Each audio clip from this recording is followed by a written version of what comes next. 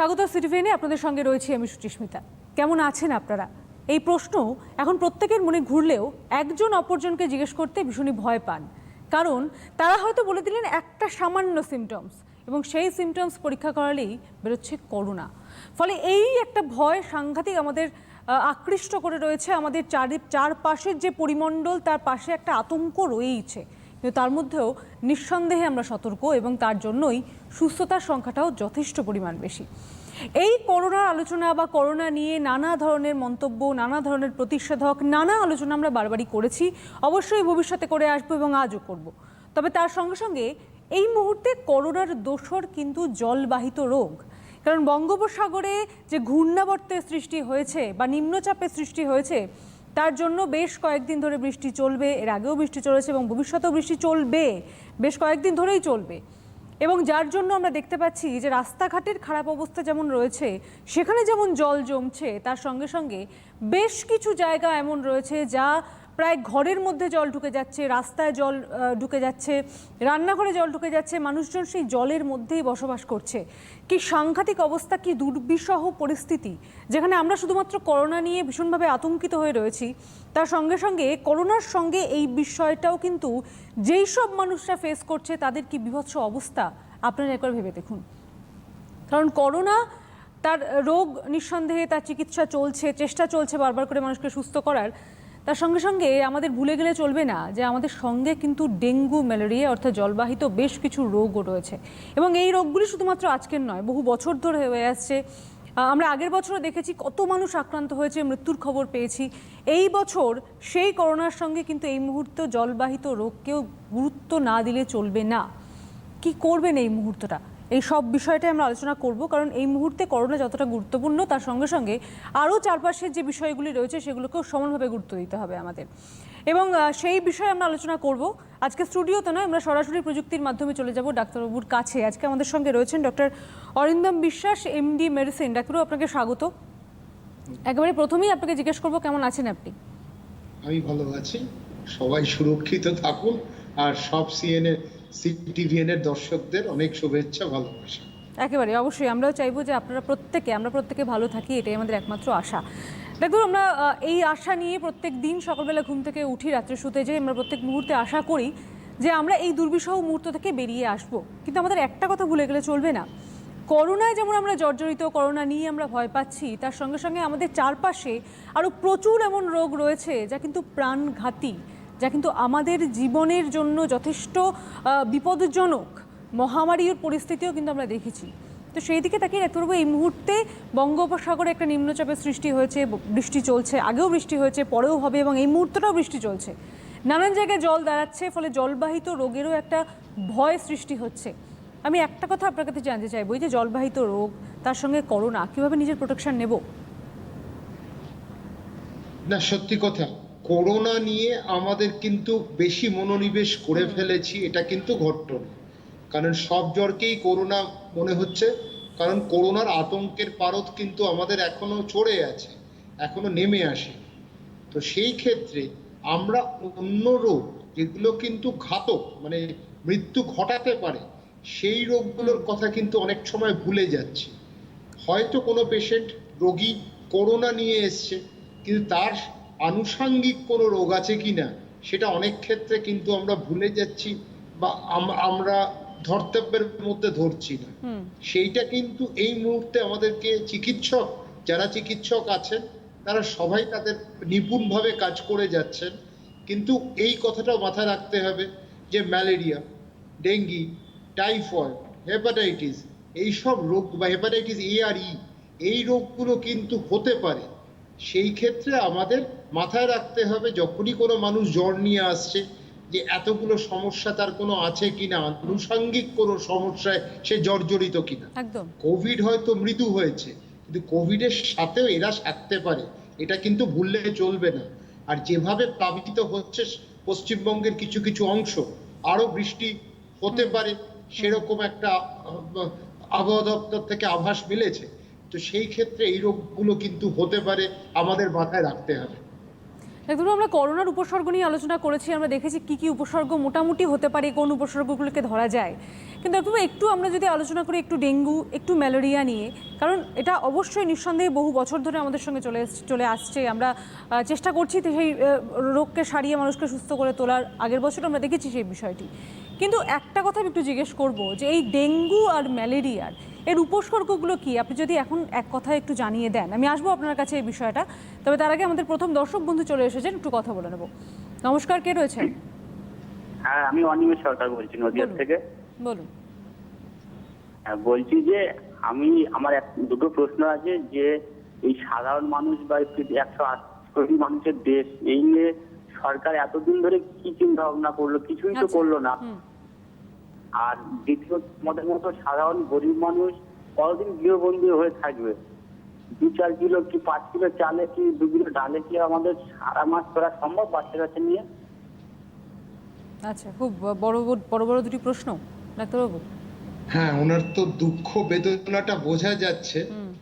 তবে ঘটনাটা সত্যি কথা, এই অর্থে কি হবে সেটাও সত্যি কথা।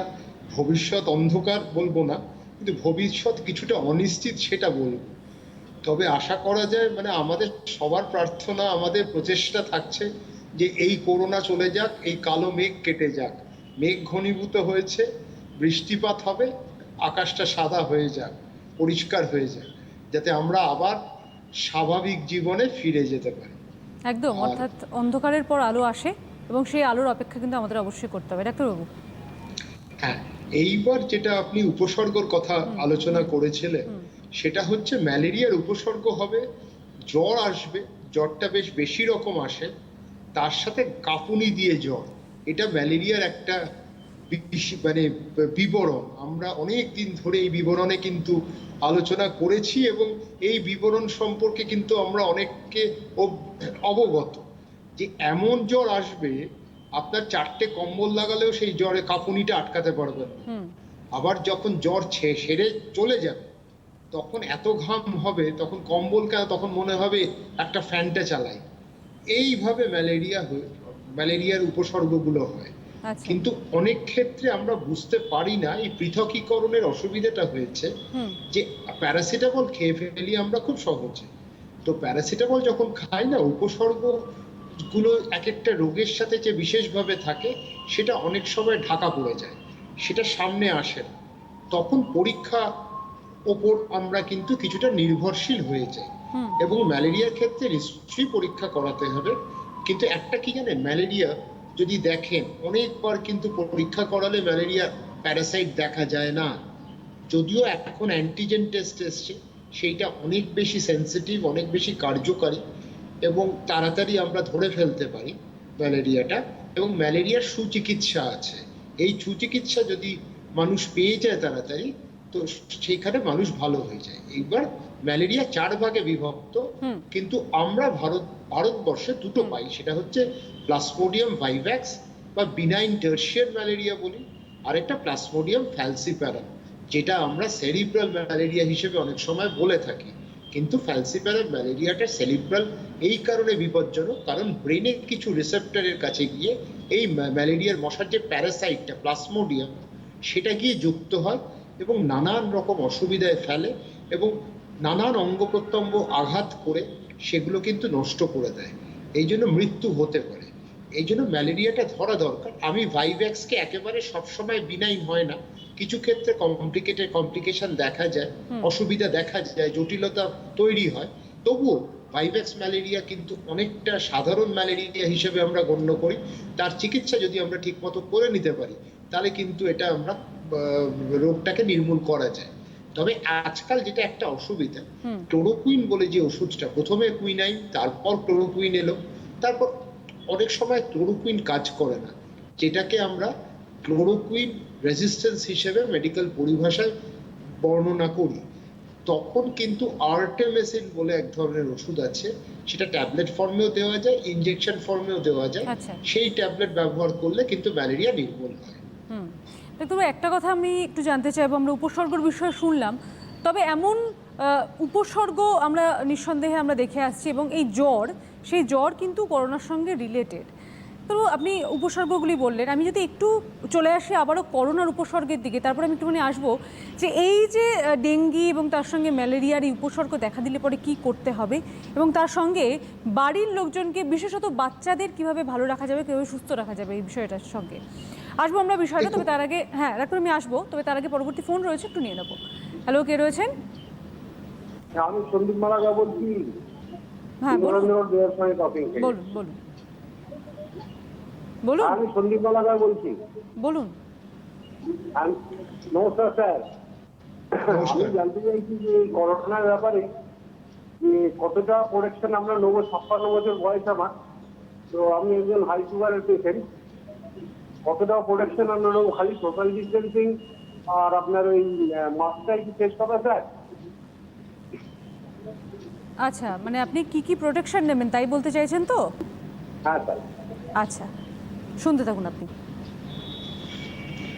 ডাক্তার দেখুন, 56 বছর হয়তো কিছুই বয়স নয়, তবে একটা কথা, উনি মধুমেহ রোগে আক্রান্ত।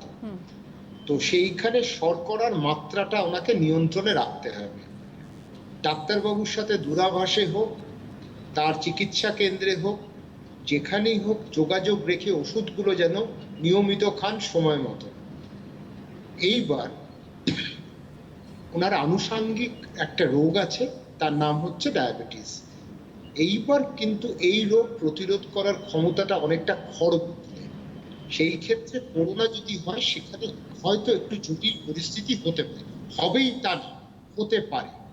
এইবার ওনাকে মাস্ক পরিহিত হয়ে বেরোন, যতটা সম্ভব অজানা অচেনা ব্যক্তির সাথে না সম্মুখীন হওয়া, আর শারীরিক দূরত্ব, যে বিষয়ে আমরা অনেকবার বলেছি এবং বলে যাচ্ছি প্রতিনিয়ত, সেইটা যেন উনি রক্ষা করেন এবং পরিচ্ছন্নতাটা যেন বজায় রাখেন। তার সাথে আমরা যে বিষয় এখন আলোচনা করছি, ডেঙ্গি ম্যালেরিয়া, তার জন্য বাড়ির আগাছা সরাতে হবে, জমা জল সরাতে হবে।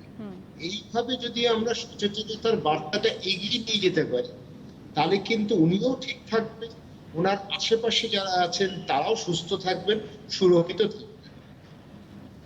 তো অনেক সময় বাচ্চাদের মায়েদের বা বাচ্চাদের বাবাদের, অর্থাৎ পরিবারের একটা নালিশ থাকে বা অনেক সময় জিজ্ঞাসা থাকে যে বাচ্চাদের তো সবসময় ঘরে আটকে রাখা যায় না, তারা মাঠে খেলতে যায় বা তারা স্কুল যায়। এখন হয়তো পরিস্থিতি একটু অন্যরকম, কিন্তু যাই হোক তারা বাইরে বেরোচ্ছে বা তাদেরকে নিয়ে হয়তো বেরোতে হচ্ছে বা বাড়ির মধ্যে থাকছে, ছাদে যাচ্ছে, যে কোনো রকম পরিস্থিতি হতে পারে। তো সেই দিকে তাকিয়ে তাদের জিজ্ঞাসা, অর্থাৎ পরিবারের জিজ্ঞাসা, যে এই যে মশাবাহিত রোগ বা জলবাহিত রোগ যেটাকে বলা হয়, যে মশার কামড়ে এই রোগটা হচ্ছে, তার থেকে বাচ্চাদের প্রোটেকশন কিভাবে নেবে? তারা একটা বিষয় বারবার করে জিজ্ঞেস করছেন যে বাজারে নানান ধরনের ক্রিম পাওয়া যাচ্ছে, নানান ধরনের ওষুধ পাওয়া যাচ্ছে, সেগুলো কি প্রয়োগ করা ঠিক হবে বাচ্চাদের উপর? দেখুন, একটা হচ্ছে যখনই কোনো নতুন অয়েন্টমেন্ট আসবে বা ক্রিম আসবে, ব্যবহার নিশ্চয়ই করতে পারবেন, কিন্তু একটা খেয়াল রাখবেন, কোনো অ্যালার্জি আছে কিনা। যদি তার প্রতিক্রিয়া, একটা পার্শ্ব প্রতিক্রিয়া হলে কিন্তু ওই ক্রিম ব্যবহার করা যাবে না বা ব্যবহারের যোগ্য হবে না। সেই ক্ষেত্রে তার যে চিকিৎসক বা শিশু চিকিৎসক, তার সাথে কিন্তু নিয়মিত যোগাযোগ রাখাটা দরকার। 2 নম্বর, বাচ্চাকে ফুল প্যান্ট ফুল শার্ট, যাতে কোনো খালি জায়গা না থাকে। ত্বকের খালি জায়গায় হলেই কিন্তু মশা সেখানে এসে কামড়, সেই কামড় থেকেই তো এই রোগগুলোর সূত্রপাত হয়। তো সেই ক্ষেত্রে আপনাকে সচেতন থাকতে হবে। আর বাড়িতে বাচ্চাকে, এখন তো বাচ্চারা বাড়িতে গৃহবন্দী বলতে পারেন বা ঘরের মধ্যেই যারা আছেন, তো এই ঘরের মধ্যে আবদ্ধ থাকলেও অনেক সময় কিন্তু মশা এসে ঘরের মধ্যে প্রবেশ করে। তো সেই মশাকে আমন্ত্রণ জানাবেন। একদম। মশা জল ভালোবাসে, আগাছা ভালোবাসে, এই দুটো জিনিস মশা খুব ভালোবাসে। তো মশাকে যদি আমরা আমন্ত্রণ জানাই, মশা ঢুকবে। কিন্তু কারণ মশা লিফটে ওঠা নিচে করে, সবারই লিফটে ইচ্ছে করে, মশাও করে, তো সেটাও তো একটা জীব। তো এই যে মশা ঘোরাফেরা করছে, যখন তখন বাড়ির অন্দরে প্রবেশ করে, সেইটা যাতে না হয় নিয়মিত স্প্রে করবেন।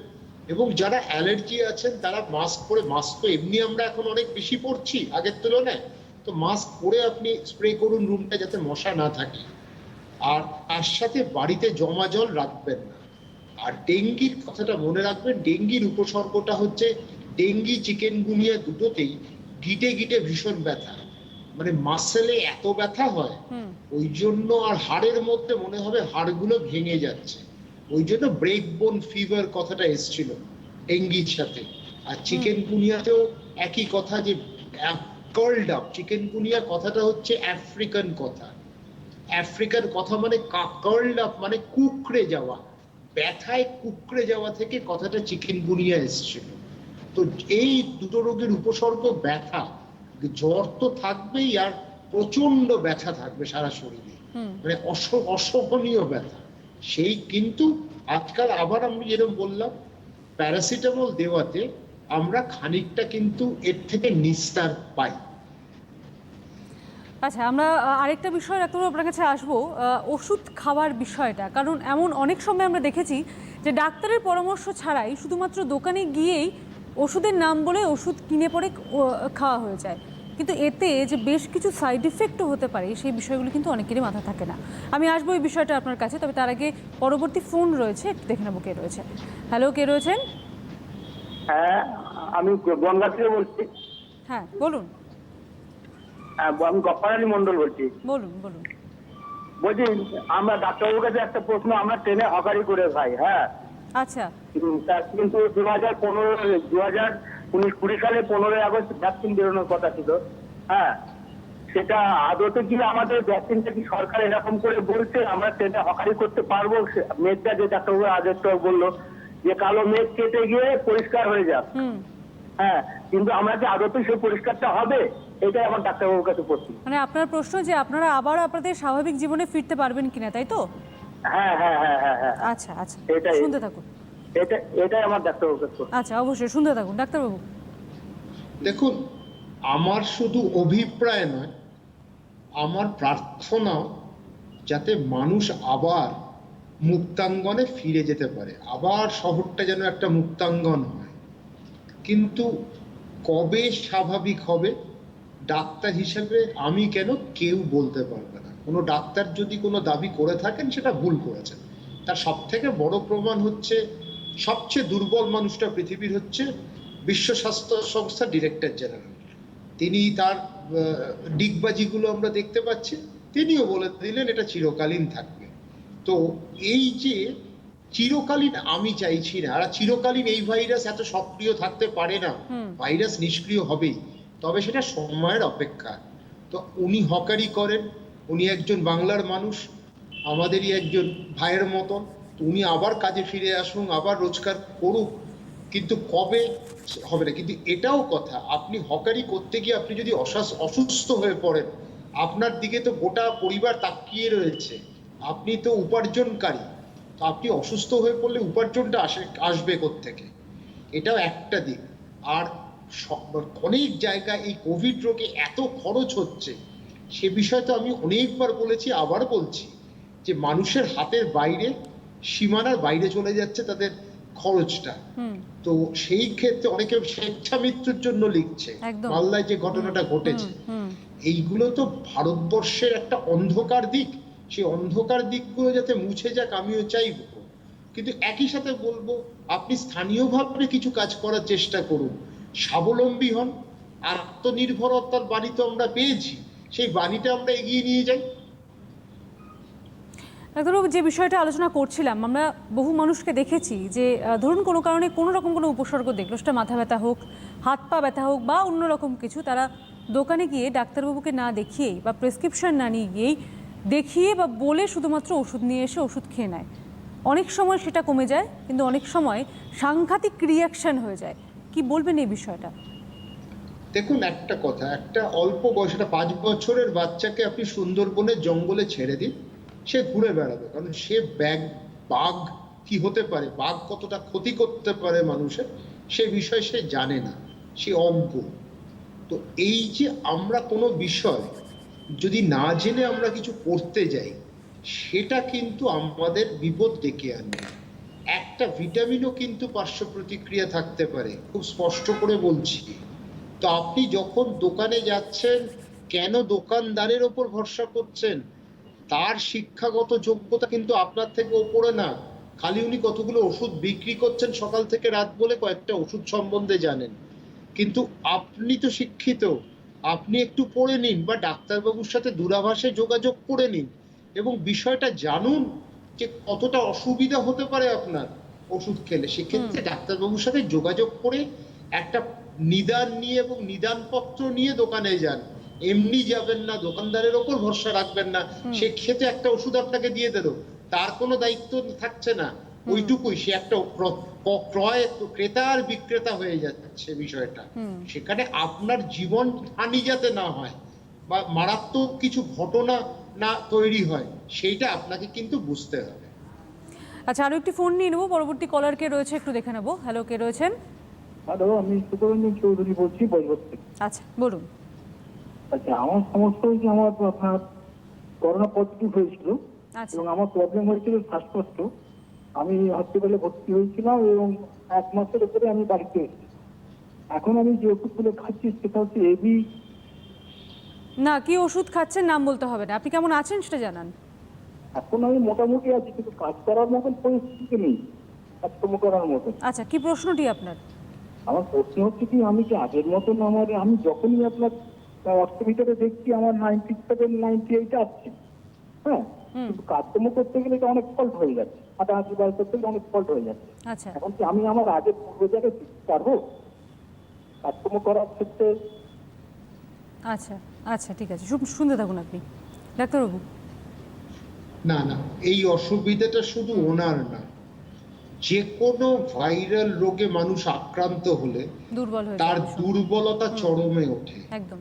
এবং তাকে বাড়িতে 14-15 দিন বিশ্রাম নেওয়ার জন্য বলা হয়ে থাকে। বিভিন্ন ডাক্তার তাই করে, আমিও করি, কারণ দুর্বলতাটা এত হয় যে কাজ করার স্পৃহাটা চলে যায়। সেই ক্ষেত্রে আপনি যখন কাজ বাড়িতে থাকুন, বিশ্রাম নিন, ধীরে ধীরে সময় লাগবে আপনাকে স্বাভাবিক জীবনে ফিরে আসতে। সেটা কয়েক সপ্তাহ হতে পারে, 1 মাসও হতে পারে। তো যদি প্রয়োজন হয় ডাক্তারবাবুর সাথে কথা বলে কোনো ভিটামিন ট্যাবলেট নিতে পারেন, খাওয়া দাওয়াটার উপর জোর দিন, তাতে কিন্তু আপনি স্বাভাবিক শরীর ফিরে পাবেন। তবে কয়েক সপ্তাহে অপেক্ষা করতে হবে। ডাক্তারবাবু, একটা প্রশ্ন আমি একটু করব, যে বিষয়টা আমরা আলোচনা করছি বারবার করে, কিন্তু একটা কথা অনেকের কাছে একটু ক্লিয়ার নয়।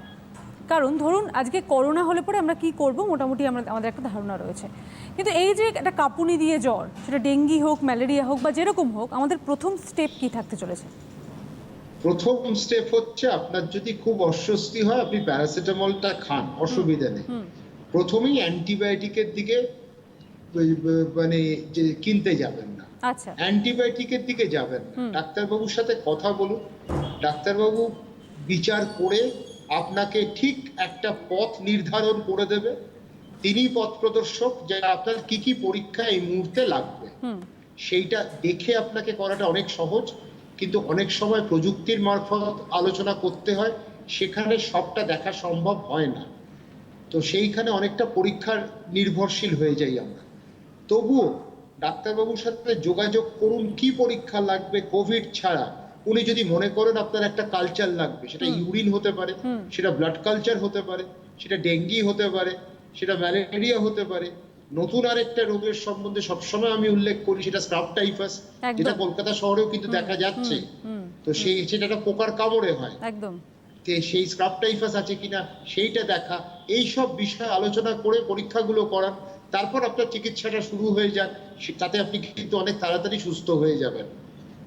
ডাক্তারবাবু, যখন সাবটাইপাসের কথা উঠলো, একটুখানি যদি জানিয়ে দেন যে কি কি উপসর্গ থাকতে পারে। আচ্ছা আচ্ছা, আমরা উপসর্গের বিষয়টা আসবো, তার সঙ্গে কি করা উচিত সে বিষয়টা আসবো। তবে পরবর্তী কলার কে রয়েছে একটু দেখে নেবো। হ্যালো, কে রয়েছেন? আমি সুভাষ সাহেব বলছি ব্যাঙ্গালোর থেকে। ডাক্তারবাবুকে একটা প্রশ্ন আছে। বলুন। আমরা যে বাজার থেকে যে প্যাকেট ফুড গুলো কিনে আছে, বিস্কুট বলুন, যা যা আছে কোনো কোনো ইয়ে থেকে, সব থেকে, সেগুলো আমরা বাইরে রেখে দিচ্ছি, কদিন রাখতে হবে আমাদের মানে বাইরে? ডাক্তারবাবু, দুধের প্যাকেট উনি কদিন বাইরে রাখবেন সেটাই তো প্রশ্ন। দুধের প্যাকেট জাতীয় অর্থাৎ বিস্কুট বা এই জাতীয় বিস্কুট, চাল, আপনার আটার প্যাকেট। আপনি একটা পাত্রে ঢেলে নিন, ঢেলে নিয়ে ওই প্যাকেটটাকে বর্জন করে দিন, তাহলে আপনার কোনো ঝুঁকি থাকবে না। এইটাই আমার খুব স্পষ্ট বার্তা, যে কোনো প্যাকেট বাড়িতে একটা কোণায় রাখবেন না, ফেলে রাখবেন না, নির্ধারিত জায়গায় বর্জন করুন এবং ফেলে দিন ওটা। একটু যে আলোচনাটা আমরা করছিলাম যে আমাদের এই রোগগুলো তো রয়েছে, তার সঙ্গে আরও একটি রোগের নাম আপনি নিলেন যেটি নিঃসন্দেহে আমাদের ভয় বাড়ায়। কি কি উপসর্গ লক্ষ্য করব আমরা? দেখুন, মানে এটা একটা অদ্ভুত রোগ। এটা যখন দ্বিতীয় বিশ্বযুদ্ধ হয়েছিল তখন যে সৈন্যদের, বিভিন্ন সৈন্যদের মৃত্যু হয়েছিল কিন্তু গোলাগুলিতে নয়, এই স্ক্রাব টাইফাস রোগে। কথাটা এসছিল, স্ক্রাব মানে হচ্ছে জলা জঙ্গল, আর টাইফাস হচ্ছে টাইফয়েডের মতন উপসর্গ ছিল বলে। তো এই স্ক্রাব টাইফাস তারপরে পরবর্তীকালে দেখা গেল যে এটাকে এক ধরনের ব্যাকটেরিয়া, এর নাম হচ্ছে ওরিয়েনশিয়া সুসুগা মুশি। আচ্ছা, সুসুগা মুশি, মুশি মানে ইনসেক্ট, সুসুগা মানে হচ্ছে জল। এটা জাপানিজ একটা কথা।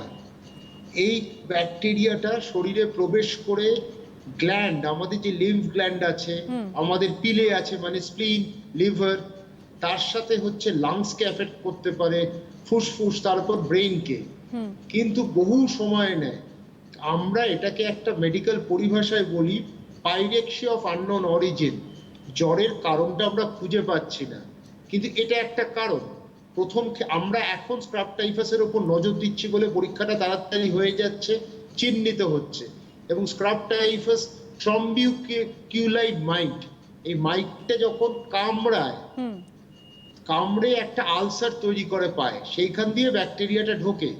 কিন্তু শ্বেতাঙ্গ মানুষের চিহ্নিত করা এটা সহজ, কারণ এটা একটা কালো আলসার মতো নয়, যাকে এস্কার বলি, ব্ল্যাক এস্কার। তো এই যে, কিন্তু আমাদের এশিয়ান মানুষদের বোঝা যায় না, বা যারা কৃষ্ণাঙ্গ তাদের কিন্তু এই কামড়ের জায়গাটা পরিষ্কার করে বোঝা যায় না, সেটাই হয়ে যায় অসুবিধা। তবুও এই রোগটার কথায় মাথায় রাখতে হয়, কারণ এই রোগটা এত দ্রুত সেরে ওঠে যদি ঠিক মতো অ্যান্টিবায়োটিক ঠিক সময় পড়ে যায়, কিন্তু চিহ্নিত করতে লাগে, এই জন্য মাথায় রাখতে হয়। ওই জন্য এখন আমরা যখনই জ্বর আসছে অনেক দিন, আমরা স্ক্রাব টাইফাস পরীক্ষাটা করি। তারপর তার সাথে অনেক সময় ব্রুসেলা বলে একটা রোগ হয়, যদিও সেটা আপেক্ষিকভাবে অনেক কম। এই বিষয়গুলো ভারতবর্ষে এখন এসছে। তবে একই সাথে বলবো, ভারতবর্ষ কিন্তু একটা গ্লোবাল ভিলেজ, মানে বিশ্বের একটা অংশ হচ্ছে ভারতবর্ষ। সেখানে মানুষ আসা যাতায়াত করছে, সেখানে কোন রোগ নেই সেইটা কিন্তু আপনি কোনো কিছু বাদ দিতে পারবেন না। আপনাকে আমি একটা উদাহরণ দেব, সেটা হচ্ছে গুজরাটে ক্রাইমিয়ান কঙ্গো হেমারেজিক ফিভার বলে একটা রোগ হয়, যেখানে আজ থেকে ৩-৪ বছর আগে গুজরাটে ৬-৭ জন ডাক্তারবাবুর জীবনও কিন্তু চলে গেছে। এইটা আসে যারা একটু ক্ষেতের কাজ, গরু নিয়ে কাজ করে, গরুর যে অ্যাবর্টাস, গরুর যে দুধের জায়গা, সেই জায়গাগুলো থেকে এগুলো আসে রোগটা। ক্রাইমিয়ান কঙ্গো হেমারেজিক ফিভার কিন্তু খুব খারাপ ধরনের রোগ, এবং সারা শরীর থেকে ব্লিডিং হয়, এবং তারপরে মানুষ কিন্তু সেপসিস অথবা সংক্রমণ হয়ে মারা যায়। সাংঘাতিক। আবার বলছি, ডাক্তারদের মারা গেছে, এটা গুজরাটে ঘটেছিল। তো আমাদের জানতে হবে, সে গুজরাট থেকে কলকাতায় এলো এইরকম কোন উপসর্গ নিয়ে, তো আমাদের চোখটা খোলা রাখতে হবে, কারণ এই সব রোগ যে কোনো জায়গায় হতে পারে। আজ আমি কলকাতায় আছি বলি ওই রোগটা হতে পারে না, সেইটা কিন্তু সম্ভাবনা কম। সুতরাং মাথায় রাখতে হয়, কারণ এটা একটা পুরো বলতে পারেন একটা এনসাইক্লোপিডিয়া। মেডিসিন সাবজেক্টটা তো কোনো শেষ হয় না সমুদ্রের মতো। আমরা হয়তো সমুদ্রের পাশে হাঁটাচলা করি, কিন্তু সমুদ্রের ভেতরে যেতে অনেক সময় লাগে, অনেক কষ্ট সাধ্য ব্যাপার, অনেক কাঠখড় পোড়াতে হয়। তার সাথে হচ্ছে আমাদের এইখানেই বলবো, আমাদেরও পশ্চিমবঙ্গে বা কলকাতায় একটা এরকম রিসার্চ ল্যাবের খুব দরকার, যেখানে বিভিন্ন রকম সংক্রমণ বা যেসব রোগ হচ্ছে সংক্রমণ থেকে, সেই রোগের একটা রিসার্চ ল্যাব হওয়াটা খুব দরকার। একদমই সত্যি তাই, নিঃসন্দেহে। কারণ আমরা শুধুমাত্র করোনা নিয়েই ভয় পাচ্ছি, আমাদের সঙ্গে সঙ্গে যেন কত রোগ আমরা বহন করে চলেছি, তার বোধহয় মানে আমরা শেষ করতে পারবো না যদি আমরা আলোচনা শুরু করি, কারণ আমরা ডেঙ্গি, ম্যালেরিয়া এই জাতীয় রোগগুলির কথা তো বলছি। ডাক্তারবাবু, আরও একটি সাংঘাতিক রোগ, আমাদের প্রাণ চলে যায় এই রোগ, প্রত্যেকে আমরা ভয় পাই, ক্যান্সার, যে রোগ নিয়ে সাংঘাতিক পরিমাণ আমরা ভয় থাকি। এবং বিজ্ঞানীরা বলছে যে 2025 অবধি, এখন তো 2020, আর মোটামুটি 5 বছরের মধ্যে প্রায় 26% মানুষ, দেশে 26% মানুষ ক্যান্সারে আক্রান্ত হবে। কি সাংঘাতিক ধরনের গবেষণা, এবং চিন্তা করা যাচ্ছে না যে কোন পরিস্থিতির দিকে আমরা এগোতে চলেছি। আমি আসবো এই বিষয়টার দিকে অবশ্যই, তবে তার আগে পরবর্তী কলার কে রয়েছে একটু দেখে নেবো। হ্যালো, কে রয়েছেন? হ্যালো। হ্যালো। হ্যাঁ বলুন। হ্যালো। বলুন বলুন। হ্যাঁ, আমি ডাক্তারবাবুর সাথে কথা বলতে চেয়েছি। আপনি কে বলছেন, কোথা থেকে বলছেন একটু বলুন। আমি রায়গঞ্জ থেকে বলছি, উত্তর দিনাজপুর রায়গঞ্জ থেকে প্রথম দেব। বলুন। হ্যাঁ, বলছি যে করোনা ভাইরাস, হ্যাঁ, এই কাদেরকে অ্যাটাক করছে, মানে কি শরীর দুর্বলের জন্য বা হার্টের প্রবলেমের জন্য, কি প্রবলেমের জন্য অ্যাটাক করছে, হ্যাঁ, এবং সেই প্রতিরোধ ক্ষমতা কি কি খাবার খেলে সেই প্রতিরোধ ক্ষমতা অ্যাটাক করতে পারে, আর সেই কারণে জানতে চাই। আচ্ছা, শুনতে থাকুন আপনি ডাক্তারবাবু। প্রথম কথা, কোনো বয়সকে ছাড়ছে না, মানে ভীষণ সাম্যবাদী ভাইরাস। সাম্যবাদী বলতে আমরা যা বুঝি তাই, কাউকে ছেড়ে দিচ্ছে না, ছেড়ে কাউকে কথা বলছে না, কিন্তু তার সাথে ভীষণ ইগো আসছে এই ভাইরাসে। ভাইরাস কিন্তু জানলা খুললেই ঢুকে যাবে না, মানুষ মানুষের কাছে যাবে তখনই ভাইরাসটা ঢুকবে। এইবার 3 নম্বর হচ্ছে খাওয়া দাওয়া। দেখুন, ভালো করে আপনি শাক সবজি, আর যে আপনি রায়গঞ্জ, ওখানে অনেক বেশি শাক সবজি ভালো পাবেন, ভেজালটা অনেক কম থাকে ওইসব জায়গায়। তো ভালো শাক সবজি, কার্বোহাইড্রেট, ফ্যাট, তেলের জিনিস কম, সবটাই আপনার লাগবে সামঞ্জস্য, ভারসাম্য রেখে, তাতে প্রতিরোধ করার ক্ষমতাটা আপনার গড়ে উঠবে। এই প্রতিরোধ যদি গড়ে উঠে, তাহলে কিন্তু ভাইরাসকে প্রতিহত করার সুযোগ শরীরের থাকবে, তা না হলে কিন্তু ভাইরাস করতে পারবে না। খুব মানে একদম সত্যি কথা এগুলো। আচ্ছা ডাক্তারবাবু, যে আলোচনাটা আমরা করছিলাম, অর্থাৎ করোনা যেমন রয়েছে আমাদের সঙ্গে সঙ্গে ক্যান্সারও কিন্তু একইভাবে আমাদের সঙ্গে রয়েছে, সঙ্গে থাকছে, এবং সেটা শুধুমাত্র এই বছর বা আগের বছর নয়, বহু বছর ধরে করোনা আমাদের, এই ক্যান্সার আমাদের সঙ্গে রয়েছে। তো একটা বিষয় আমি একটু জানতে চাইবো, গবেষণা যখন একটা কথা বলছে যে ভবিষ্যতে, অর্থাৎ প্রায় 2025 পর্যন্ত আমরা যখন যাব, ততদিনে প্রায় 26% মানুষ এই ক্যান্সারে আক্রান্ত হতে চলেছে, এবং যার প্রধান কারণ হচ্ছে ধূমপান। কি বলবেন ডাক্তারবাবু এই বিষয়টা? দেখুন, ক্যান্সার খালি একটা ধূমপান নয়, ক্যান্সার বিষয়টা আমরা মেডিকেল পরিভাষায় বলি মাল্টিফ্যাক্টোরিয়াল। কখনো পারিবারিক আসবে, কখনো কিছু ঝুঁকিপূর্ণ পদক্ষেপ আমরা যা যা নিই তার জন্য আসবে, তৃতীয়ত হচ্ছে জেনেটিক। এইবার এই জেনেটিকের ওপর, জিনসের ওপর কিন্তু প্রচুর কাজ হচ্ছে। সেটা আপনার সাথে আমি আলোচনা আরো পরিষ্কার করে বলবো যখন করোনার নতুন একটা পদ্ধতি তৈরি হয়েছে বার করা, সেইখানে আরো আসবো। তো হ্যাঁ, আমাদের ঝুঁকিপূর্ণ, মানে মডিফায়েবল রিস্ক ফ্যাক্টরস যেটা বলছেন, আমরা এগুলো কমাতে পারি। এটা আমাদের প্রচেষ্টা করতে হবে, তাতে আমরা এগিয়ে যেতে পারবো অনেকটা রোগটাকে মোকাবিলা করতে। কিন্তু ভবিষ্যতে আরো বিজ্ঞানীরা জেনেটিক্সের উপর কাজ করছে, সেটাও কিন্তু সহজ হয়ে যাবে এই ক্যান্সারকে মোকাবিলা করা। বহু ক্যান্সার সেরে যাচ্ছে, কিছু সারছে না, আমরা মধ্য গগনে আছি, আরো আমাদের এগোতে হবে, আরো উত্তীর্ণ হতে হবে এখন যে জায়গায় আছি তার থেকে। আমার মনে হয় ভবিষ্যতে আরো চেষ্টা চালালে অনেক কিছু করতে পারবো। তবে হ্যাঁ, ডাক্তারই তো শেষ কথা বলে দিতে পারবে না, প্রকৃতির একটা অমোঘ নিয়ম আছে। আজ করোনা ডাক্তাররা কেউ প্রথমে বলতে পারেনি, ধাক্কা সবাই খেয়েছে, এখনো খাচ্ছি, কিছুটা আয়ত্তে আনতে পেরেছি, অনেকটা পথ চলা বাকি। ক্যান্সারের ক্ষেত্রেও আমাদের কিন্তু পথ চলা বাকি আছে। আমাদের কিন্তু আবার বলেছি, আমরা মধ্য গগনে, বৈজ্ঞানিকরা প্রতিনিয়ত কাজে লেগে আছেন, জেনেটিকের ওপর কাজ চলছে, কার ক্যান্সার হতে পারে, কে কার বেশি হতে পারে, কার কম হতে পারে, সেই নিয়ে অনেক আলাপ আলোচনা চলেছে। নানান জায়গায় অনেক কিছু গবেষণা পত্র জমা পড়েছে, আগামী দিন আরো পড়বে, এবং আশা করি আরো ওষুধ বেরোবে যেগুলো মোকাবিলা করতে পারবে সহজে। আচ্ছা, আমরা আলোচনায় অবশ্যই ফিরবো, তবে তার আগে পরবর্তী কলার রয়েছেন। কে রয়েছেন একটু দেখে নেব। হ্যালো, কে রয়েছেন? হ্যালো, নমস্কার। নমস্কার। আমি মেদিনীপুর থেকে বলছিলাম। বলুন। হ্যাঁ, বলছি আমি 5 তারিখে হুম। আমি কোভিড টেস্ট করাই, আমার পজিটিভ ধরা পড়ে। আচ্ছা। তারপর মানে আমার সিমটম খুব বেশি জোরালো ছিল না, আমি স্বাদ আর গন্ধটা পাচ্ছিলাম না। হুম। আর টেম্পারেচার প্রথমে 99 ছিল 2 দিন মতো, তারপর টেম্পারেচার নর্মাল হয়ে যায়। হুম। আর স্বাদ গন্ধটাও আমি 5-6 দিনের মাথায় আস্তে আস্তে ফিরে পাই। আচ্ছা। দিয়ে আমি 14 দিনের মাথায় এই 18 তারিখ আবার টেস্ট করাই, কিন্তু আমার এখনো পজিটিভ এসছে। মানে আজকে রিপোর্টটা পেলাম 2 দিন পরে, আরটিপিসিআর টেস্ট করাই। বয়স কত? 54।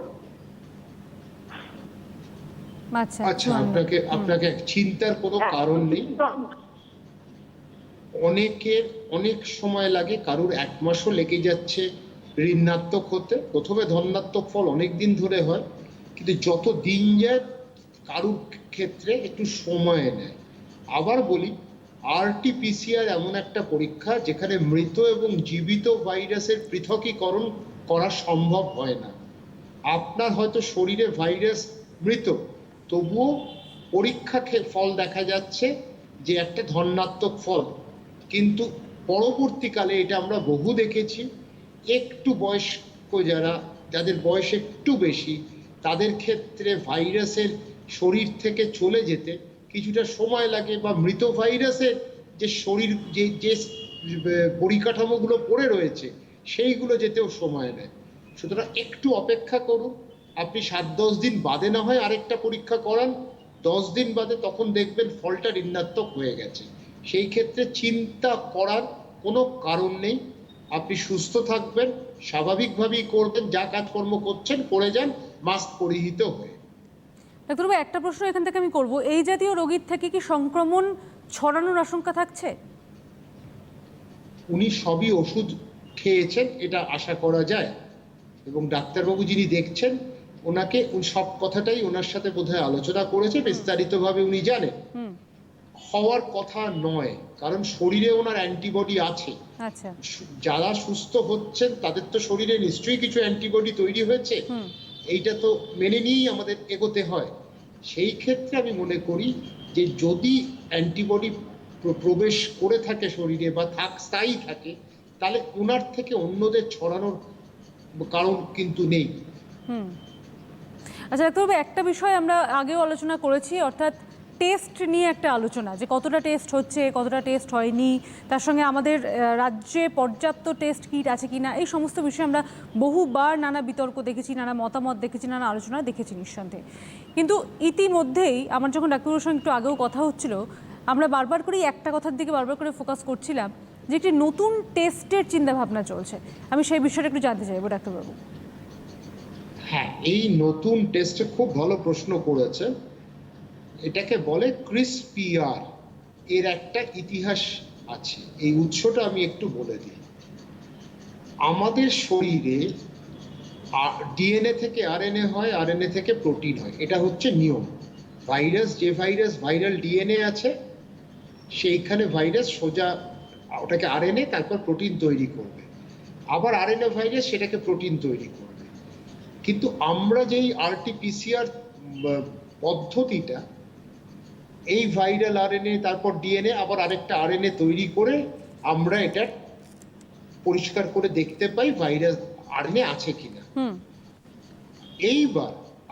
এইবার ব্যাকটেরিয়া, ভাইরাস কিন্তু খালি মানুষকে আক্রান্ত করছে না, ব্যাকটেরিয়াকে আক্রান্ত করছে, এই জন্য ওই ভাইরাসের নাম হয় ব্যাকটেরিওফাজ। এইবার বিজ্ঞানীরা কয়েক বছর আগে দেখেছিল এই ব্যাকটেরিয়া কিন্তু লড়ে যাচ্ছে ভাইরাসের এগেইনস্টে। সেটা কিভাবে? ভাইরাসের একটা ক্রিসপ Cas9 বলে একটা ফ্যাক্টর কাজ করে। এই যে ভাইরাল জিনটাকে ব্যাকটেরিয়ার কিছু অংশ গিয়ে ওখানে কাছে যাচ্ছে, তারপরে ক্রিসপ বলে একটা ফ্যাক্টরকে আনছে, এনে পুরো প্রোটিনটাকে মেরে দিচ্ছে। তো ভাইরাস আর বংশবৃদ্ধি করতে পারলো না, ওখানেই শেষ হয়ে গেল। এইবার সায়েন্টিস্টরা যেটা দেখলো যে এই ক্রিসপটাকে যদি আমরা ডায়াগনোসিসের জন্য, যেখানে ভাইরাসের সংখ্যাটা খুব কম, জিকা ভাইরাস যেখানে ভাইরাসের লোডটা খুব কম হয়, সেখানে ক্রিসপ ব্যবহার করা, যে ওই ভাইরাল আরএনএ বা ডিএনএটাকে নিয়ে ক্রিসপের মাধ্যমে আলাদা আলাদা করে দাও, ভেঙে দিয়ে ওটাকে চিহ্নিত করলো। শুধু ব্যাকটেরিয়ার থাকে Cas9, আমরা যেটা ব্যবহার করা হচ্ছে সেটা হচ্ছে ক্রিসপ Cas13a। এই পদ্ধতিটার সুবিধাটা হচ্ছে যে খুব তাড়াতাড়ি হয়ে যাচ্ছে, ঘন্টাখানেক দেড়েকের মধ্যে ফল পাওয়া যাচ্ছে, 6 ঘন্টা লাগছে না। আর এর সেন্সিটিভিটি মানে ধনাত্মক পজিটিভ ফলের সংখ্যাটা অনেক তাড়াতাড়ি বেরোচ্ছে, বেশি বেরোচ্ছে। তো পরীক্ষাটা কিন্তু অনেক দিক থেকে একটু নিখুঁত, পুরোপুরি না হলে অনেকটা নিখুঁত।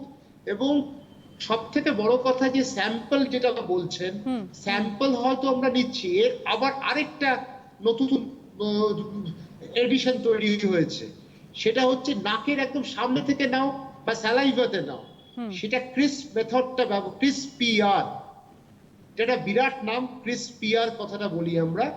ক্রিসপিআরটা আবার কখনো স্যালাইভা থেকে, এবং তার জন্য বিরাট কোনো এক্সপার্টাইজ লাগছে না, কিটের সংখ্যাটা অনেক কম, আরটিপিসিআর এর মতন অনেকটা বড় লেংদি প্রসিডিওর নয়, অল্প সময়ের মধ্যে এটা হয়ে যাচ্ছে। এবং ভারত সরকারকেও এটা হয়তো চেষ্টা তারা করছে, আগামী দিনে সেই চেষ্টাটা করবেন, তাহলে পরিসর বৃদ্ধি হলে কিন্তু মানুষের উপকার হবে। তো আপনি এইবার আপনার একটা কথা এবার আসি, এই যে একটা জিনকে বদলে দিচ্ছে ক্রিসপ আর ক্যাস, এইবার যদি ভবিষ্যতে আপনি দেখুন যে রোগগুলো জেনেটিক, এবার ক্যান্সারের চিকিৎসাও কিন্তু আমরা করতে পারবো, আমরা জিনটাকে কিন্তু পরিবর্তন করে দেবো, ঠিক আছে?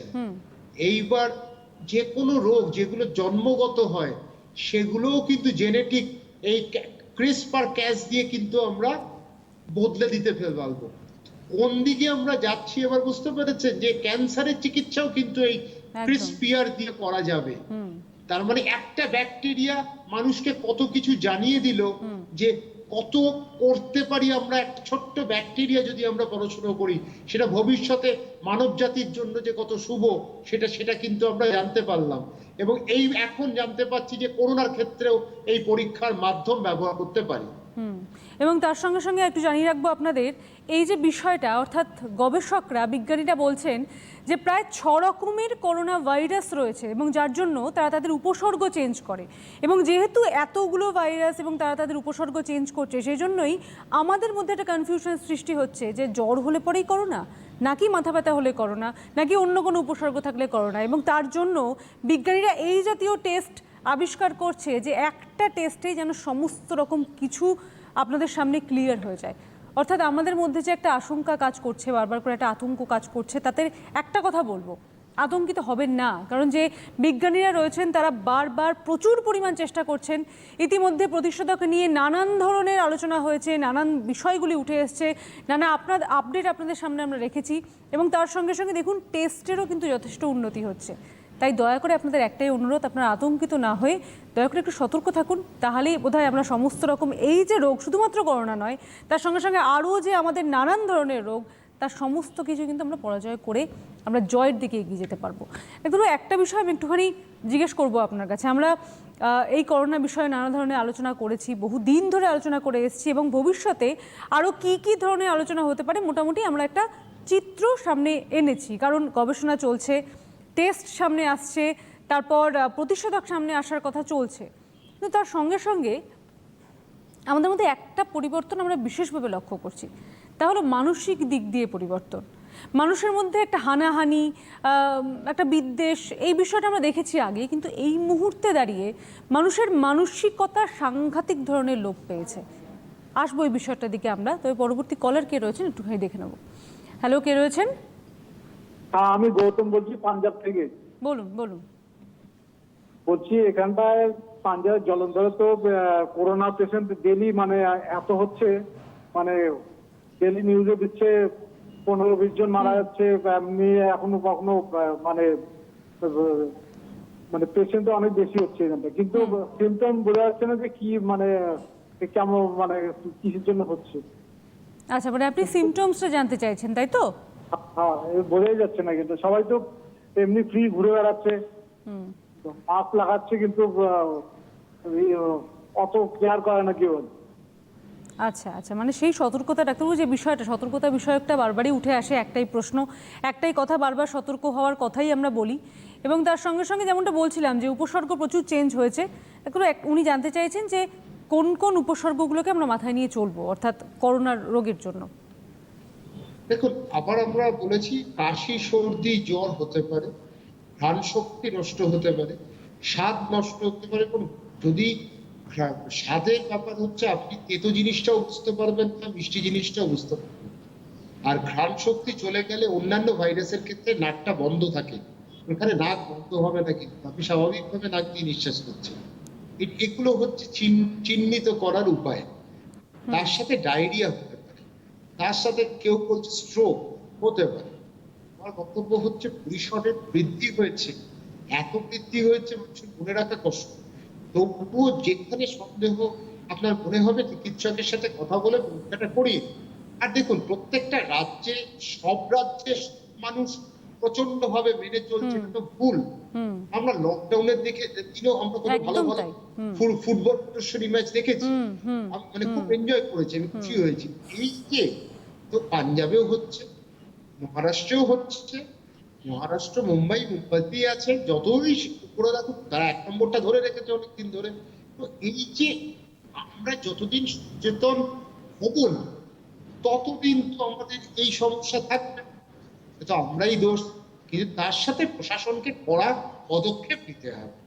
প্রশাসন সব জায়গায় সব গলিতে যেতে পারবে না, যেখানে দেখবে আইন কেউ উল্লঙ্ঘন করছে তাকে কিন্তু সঙ্গে সঙ্গে একটা কড়া ব্যবস্থা নেওয়া হবে। ঠিক আছে, সাহেবরা আন্দামানে পাঠিয়ে দেওয়া হতো, এখন তো আন্দামান নেই, আমরা কিছু একটা পাবো, সেখানে পাঠিয়ে দেওয়া হোক তাদেরকে, তারা কিছুদিন থাকলে বেশ বুঝবে যে কিরকম সৌন্দর্য। বা খুব ভালো ভালো একটি উপায়ের কথা বললেন ডাক্তারবাবু, নিঃসন্দেহে অবশ্যই একটা ভালো বিষয় না। তবে জোকস অফ পার্ট নিঃসন্দেহে এগুলো, কিন্তু একটা কথা বলবো, একটু বারবার করে ডাক্তারবাবু যেটা বোঝানোর চেষ্টা করছেন, একটু আপনারা নিজেদেরটা বুঝুন। আমরা যদি নিজেদেরটা না বুঝি তাহলে প্রতিষেধক, ওষুধ কোনো কিছুই কিন্তু আমাদের সাহায্য করতে পারবে না। আমাদের সাবধানতা মানে শুধু কয়েকটা বিষয়, একটু মাস্কটা পরে চলুন, যখন আপনি রাস্তায় বেরোচ্ছেন একটু সোশ্যাল ডিস্টেন্সিং মেনটেন করুন, এবং তার সঙ্গে সঙ্গে স্যানিটাইজার দিয়ে আপনাদের হাতটা পরিষ্কার রাখুন। এই 3টে জিনিস করলে মোটামুটি এই রোগ থেকে একটু দূরে থাকা যায়। শুধুমাত্র আপনি যে দূরে থাকছেন তা কিন্তু নন, আপনার পরিবারও এই রোগ থেকে দূরে থাকছে। এটা একটুখানি মাথায় রেখে চলুন। আমাদের প্রত্যেকে যদি এই বিষয়টা একটু মাথায় রাখি তাহলে করোনা নিয়ে বোধহয় খুব একটা ভয়ের বিষয়টা আমাদের মধ্যে আসে না। একদম যে বিষয়টা আমরা কথা বলছিলাম যে মানসিক দিক থেকে আমরা ভীষণভাবে বিধ্বস্ত, ভীষণভাবে আমাদের মানবিক দিকটা ভীষণ লোপ পাচ্ছে। কারণ আমরা এই হানাহানি বিষয়ক বা এই জাতীয় খবর আমরা আগেও বহুবার সম্প্রচার করেছি, কিন্তু এখন যে বিষয়গুলি হচ্ছে, পাশের বাড়ির লোক যদি আক্রান্ত হয় তার মুখের উপর দরজা বন্ধ করে দেওয়া হচ্ছে, তার সঙ্গে সঙ্গে তাকে সাহায্য করা তো অনেক দূরে থাক, তিনি যদি সুস্থ হয়েও বাড়িতে ফেরেন তাকে পাড়ায় ঢুকতে দেওয়া হচ্ছে না। এই বিষয়টা যেমন আমরা দেখেছি, আমরা আগে দেখেছি যে চিকিৎসক যারা মোটামুটি আমাদের সেবা করছেন, আমাদের ভালো করে তুলছেন, তাদেরই থাকার জায়গা হচ্ছে না। এগুলো কী কারণে, কি মনে হচ্ছে, কেন এরকম একটা সাংঘাতিক পরিমাণ অবস্থার সৃষ্টি কেন হচ্ছে? আমি আসবো আপনার কাছে অবশ্যই, তবে তার আগে পরবর্তী কলার কে রয়েছেন দেখে নেব। হ্যালো, কে রয়েছেন? হ্যালো, হ্যাঁ বলুন বলুন। হ্যাঁ, আমি ইসাপুর থেকে বলছি, লতিকা মালাকার। আচ্ছা বলুন। হ্যাঁ, আমার বয়স 54। বলুন। তো এই যে ইমিউনিটি পাওয়ারটা সম্পর্কে যেটা বলছেন, এই ইমিউনিটি পাওয়ারটা হলো কি শরীর দুর্বলতা, মানে এই শরীর দুর্বলতার সঙ্গে কি এটা বোঝা যায়? যেমন আমার শরীরটা খুব দুর্বল, সেই ক্ষেত্রে ইমিউনিটি পাওয়ারটা কি আমার কম হতে পারে? আচ্ছা আচ্ছা আচ্ছা, শুনতে থাকুন ডাক্তারবাবু। দুর্বলতা আর প্রতিরোধ আলাদা জিনিস।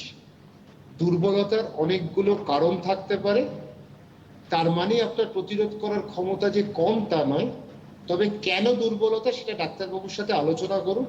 সাধারণত আমরা থাইরয়েড সমস্যা হলে দুর্বল হয়, অনেক সময় শরীরের খনিজ পদার্থের কম হলে, মানে সোডিয়াম পটাশিয়াম কম হলে দুর্বল হয়। ডায়াবেটিস যদি হয়, সুগার যদি একটু মাত্রাটা উতরাই চড়াই হয় তখন কিন্তু খুব দুর্বল লাগে। শরীরে কোনো সংক্রমণ হলে দুর্বল লাগে। হিমোগ্লোবিন কম হলে, যেটা আমরা অ্যানিমিয়া বলি, রক্ত স্বল্পতা, সেখানে কিন্তু দুর্বলতা হয়। এই 5টা কারণ আপনাকে আমি বলে দিলাম, যেটা স্বাভাবিক যে কারণগুলোর জন্য দুর্বলতা হয়। সেই ক্ষেত্রে ডাক্তারবাবুর সাথে যোগাযোগ করুন, পরীক্ষা নিয়ে তার সাথে প্রতিরোধ ক্ষমতা থাকে, সন্তুষ্ট থাকে তার। একদম ডাক্তার, যে বিষয়টা আমরা আলোচনা করছিলাম, আমরা আগেও দেখেছি বারবার করে নানা গবেষণা বা গবেষণায় উঠে এসছে যে করোনা মানসিক দিকটা ক্ষতি করছে, অর্থাৎ আমাদের যে মস্তিষ্কের ক্ষতি করছে। তবে আমরা কি সত্যি এখন মানবিক বা আমাদের মানসিক দিকটা কি সত্যিই দুর্বল? তার জন্য কি দায়ী একমাত্র করোনা? সত্যি কথা কি জানেন, জ্ঞানের আলো ফোটে ডিগ্রি থেকে, সেটা আছে সত্যিকারের শিক্ষিত হবার যে প্রচেষ্টা। আপনি দেখুন আজকে গ্যাব্রিয়েল গার্সিয়া মার্কেজ ফ্লোরেন্টিনা নিয়ে love in the time of cholera লিখেছে, শেক্সপিয়ার তার বিখ্যাত কিছু কথা লিখেছে, চার্লস ডিকেন্স লিখেছে। তখন বিউবনিক প্লেগ হতো, প্রচুর মানুষ মারা যেত। তাদের ভালো জিনিসটা কিন্তু তখন বেরিয়ে এসছে, শ্রেষ্ঠত্বটা আমরা দেখেছি। সক্রেটিস যখন গ্রিসের ওরকম দুর্বিষহ অসুবিধা, তার কথা তিনি বাণীগুলো প্রচার করেছিলেন। তো আমরা আর এইবার আসি রবীন্দ্রনাথের অমল ডাকঘরে, অমল গৃহবন্দী হয়ে তার একটা দুরারোগ্য রোগ নিয়ে সে বাইরের লোকের সাথে কথা বলতে পারছে না। তার ভেতরকার যে ভেতর অভিমান, আবেগ, তা নিয়েও সে কিন্তু মানুষকে চেষ্টা করে যাচ্ছে কিছু দেওয়ার। তার খেলনাগুলো বাচ্চাদের দিয়ে দিচ্ছি, এরা খেলছে। তো এই জিনিসগুলো যদি আপনি দেখেন, তো আমরা কেন মানবিকতা হারিয়ে ফেলেছি? কারণ আমরা আজকাল বড্ড মার্কেটিং, মেটেরিয়ালিস্টিক প্রেশার যেটা বলি, এই জায়গা আনলে তখন আমাদের আসল শিক্ষাগত জায়গাটা কিন্তু ধাক্কা খাবে। কারণ আমরা ল্যাপটপের মধ্যে সব পেয়ে যাচ্ছি, আমরা মোবাইলের মধ্যে সব পেয়ে যাচ্ছি, আমরা কিছুটা স্বার্থপর হয়ে যাচ্ছি। সেই স্বার্থপরতা যখন আসে তখন সমাজের একটা অবক্ষয় আসে, সমাজে অবক্ষয় এলে কিন্তু স্বার্থপরতা আসে। এই জন্যই আমাদের অন্য বাড়ির কি হচ্ছে থাক, কিছু করব না, দরকার কি আছে, আমার কি দরকার আছে। মানবিকতার অভাব, তার সাথে শিক্ষা, ডিগ্রি পেলে শিক্ষিত হয় না, এটা কিন্তু বারবার আমি বলেছি, আবার বলছি, একদমই তাই। এই শিক্ষার অভাব, এই কারণেই এই সবকিছু মিলিয়ে এই ফলাফলটা হয়েছে। সত্যি তাই, আমাদের প্রত্যেকে কিন্তু একটু মানবিক হওয়াটা খুব প্রয়োজন। আমাদের একে অপরকে সাহায্য করলে বা একটুখানি যদি ভালো থাকা যায়, কেন আমরা অপরকে সাহায্য করব না? সত্যি এই প্রশ্নটা কিন্তু আমাদের বারবার আসে, সত্যি কি আমরা মানবিক? তবে আজকের সময় একেবারেই শেষ, আমরা এখানেই অনুষ্ঠান শেষ করছি। ডাক্তারবাবু, আপনাকে অনেক ধন্যবাদ, আপনাদেরও অনেক ধন্যবাদ আমাদের সঙ্গে থাকবার জন্য। পরবর্তী পর্যায়ে, পরবর্তী এপিসোডে আশা করা যায় ভালোভাবেই আমরা আবারও দেখা করব। ততক্ষণ ভালো থাকুন, সুস্থ থাকুন এবং অবশ্যই সঙ্গে রাখুন সিটিভিএনকে।